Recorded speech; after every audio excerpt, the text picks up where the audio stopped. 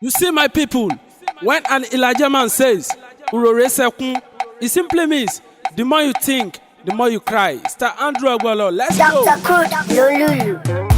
Urore sekun, urore sekun, urore sekun, urore sekun. Onja ba dudu, oye ti mi wala o.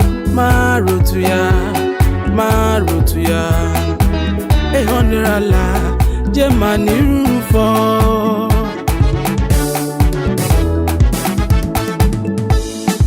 Daye ti doko, we ti doko, o wa karonu, ta idoko. Le daye ti doko, noja, we ti doko, o wa karonu, ta idoko.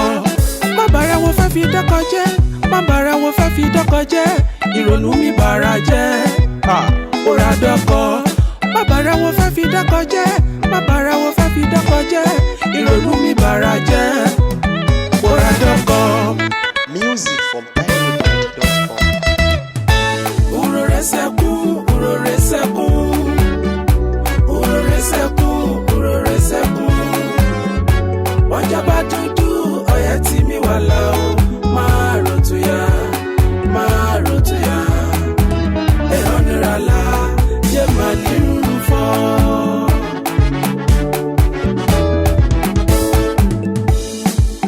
You gonna ride Range Rover, you gonna ride Ferrari.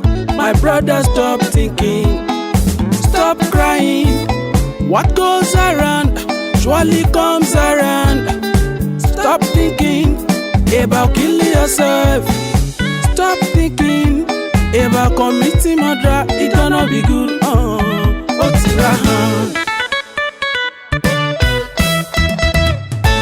Urore sekun, urore sekun.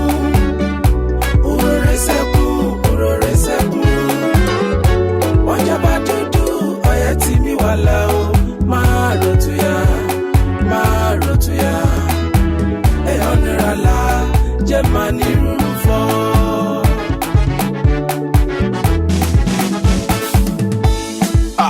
Ilé ayé, ẹja tútù ní, urore bí jẹ́jẹ́. Ilé ayé, ilé ayé. Ẹja tútù ní, urore bí jẹ́jẹ́. Ilé ayé, bí wọ́n rọ wá rojú, dédé rẹ̀ ríra wó. Bó bá jiná tán, wẹ́ẹ̀ ní rímú jẹ. Bí wọ́n rọ wá rojú, dédé rẹ̀ ríra wó.